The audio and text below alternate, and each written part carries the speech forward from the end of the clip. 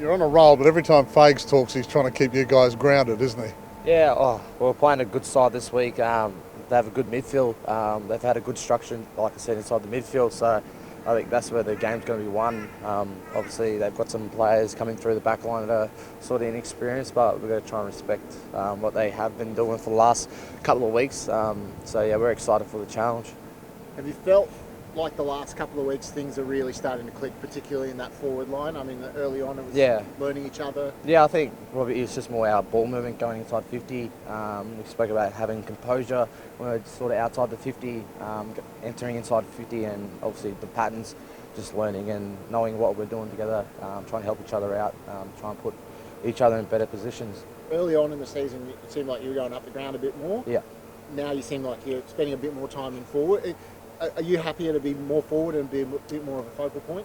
Yeah, well, I had all pre-season played through the midfield, obviously because we had Zorks and Lockie and Mitch Robbo out, so had a bit of time through the midfield in the pre-season games. But and then obviously round 1 and 2 played midfield, but I felt tired, and obviously having a chat with Fags and see where my best foot is, and obviously in front of goals and probably closer to goals. So yeah, I've enjoyed my time in midfield, but obviously playing forward, deep forward, or playing up the ground a bit more forward has helped my game over the last couple of weeks. Do you get plenty of confidence out of the fact that the club is still missing some A-grade talent? Yeah. Still playing good footy? Yeah, well, we spoke about having not just the 22 players, best 22, obviously having the best 30 players come in and play their roles. So we had some young players, Jackson Pride, Devon, even Matho coming in, even James Madden. Some young players getting their turn, and they've shown they can match it with the best, even with Richmond. So yeah, like I said, we have some confidence in them over the last couple of weeks, and they've learned from the experience, and hopefully they're there at the back end of the year. At the start of the season, everyone was talking about Joe Danaher's arrival is going to be this big difference for the forward line.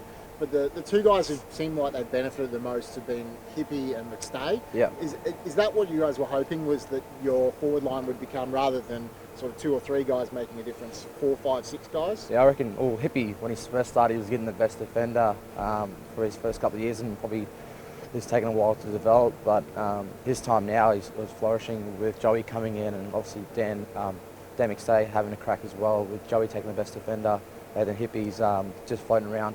He's doing his thing, so you can tell that he's enjoying his footy, and he's playing some good footy at the moment and leading our goal kicking, which is he's getting his opportunities in front of goal and making the most of it. And obviously Dan coming back after that knee injury has helped our forward line, I guess, with the connection, because he can crash packs and get up the ground, and obviously put Hippie and Joey deeper in the forward line. So you were really confident at the start of the season that the Lions had the best forward line going around. Yeah, I said that. Yeah, I guess the last 6 weeks would prove that. Yeah, well, we've shown that we're potent enough, a forward line. We can each player can have their time in front of goals, and obviously Hippie had 4 goals on the weekend, and had my time a couple of weeks ago, and Joe and Dan and obviously Link is playing some good footy as well. So I think everyone's just playing their role for the team, and any of us can have a crack on game day with kicking 4 or 5 goals.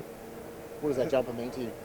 Yeah, obviously it means a lot. Chrissy Johnson designed the jumper, and obviously representing my people and my tribe up north, and obviously the other Indigenous players, tribes and families. So yeah, we spoke about it yesterday. Chrissy Johnson spoke about the jumper and the design, so yeah, it's pretty special to represent it.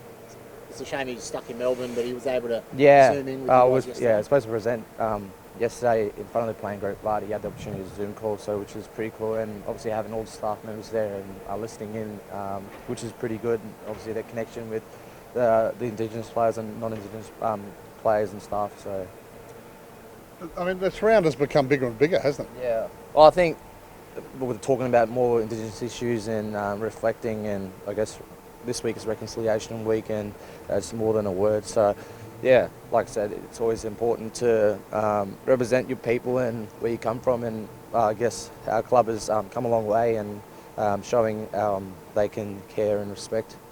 Bundy said a couple of years ago that the club had work to do in the Indigenous area. Yep. Have you seen how big of a difference it's happened since he said those words? Yeah, well, when I first got here 4 or 5 years ago, we didn't really have like the luncheon.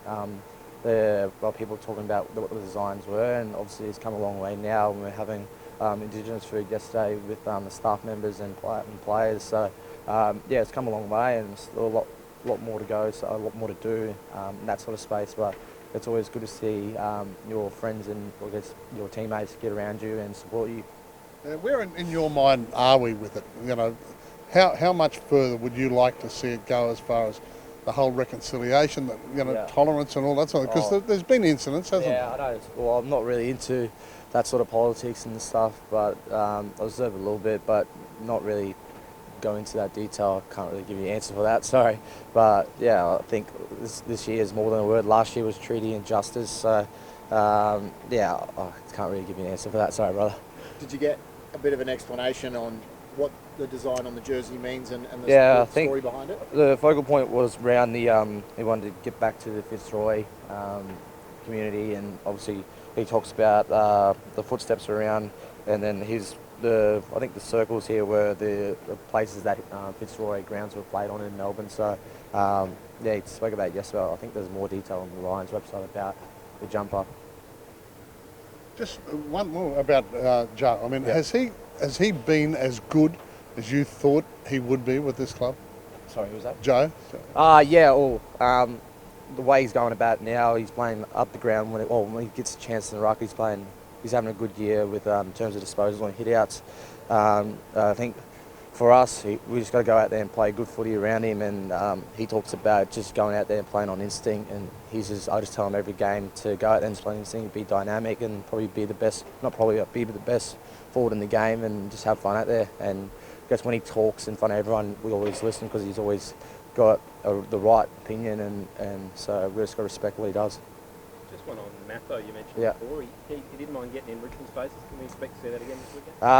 Yeah, who knows with Matho, but I think he loves that, and we always love what he does for the team. So yeah, I think it was I couldn't stop laughing when he was doing that sort of stuff because he's my roommate. So I always tease him about being the barometer for the footy club, and yeah, it's a pisser, but yeah, he's pretty fun. Sorry about that, but it's pretty funny. But I guess all the boys loves his energy and what he brings to the footy side, because you know that he's going to give 110% for the contest and help each other out. So yeah, I love the way he goes about it. There was a bit of commentary, a bit of criticism maybe that he put a target on his back for the next time you guys play Richmond. Do you like the fact that he didn't show any respect and he was willing to stand up? I think there's always respect there. I guess when we play good sides, you want to influence yourself and throw the first punch, and he did that with his contest and putting his head over the ball, and obviously the moments that he had when he kicked the goal. And yeah, there's always sort of respect there, but I think it's more just about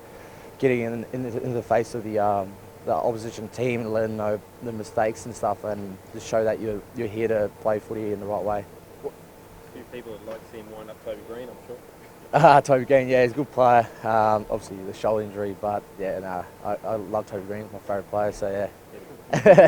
Would the fans, do you expect the kids and the fans to do the motorbike or the beast mode more often? I don't know. What did he do, Superman or something on the weekend? I think he did that because I know Cam Newton did that in the NFL, did the beast Superman, so nah, who cares? We saw on the weekend that AJ Brimson from the Titans did your motorbike. Yeah. Have you been working? He said that you had reached out to him about his injury. Because I did my Liz Frank 2018, and I was like, yeah, hope you're going well.